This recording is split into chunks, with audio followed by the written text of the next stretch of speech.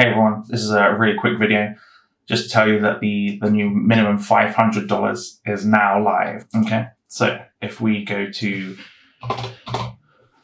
Hugo, for example, and we copy, new minimum is 500.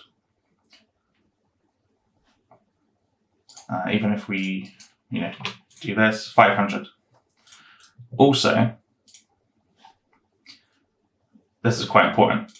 If we go on Jazzy, who I'm currently trading with, if we go on add funds, if you want to copy open trades, the minimum is also 500. Okay. So that's quite important to note. Obviously, if you don't want to copy open trades, you need to copy with $1. But again, as I said in the previous video, it will be essentially a brand new copy. So you want to get the minimum to copy all the trades.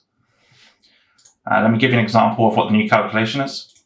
So if we go on Jace VXR,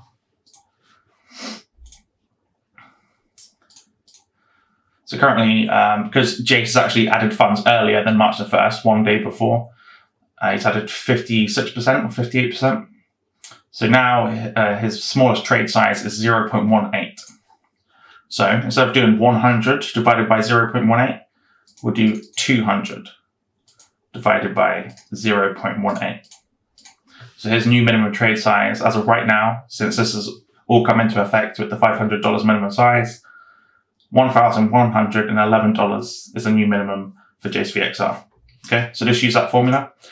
200 divided by the smallest position size, and whatever number that is, that'll be the new minimum copy if you want to start a new copy on someone. Okay, in regards to people that you're already copying, if you refer back to my previous 2 videos, that'll have all the information in there that you need. Okay, so just a quick one. Thank you very much for watching, and take care. Cheers.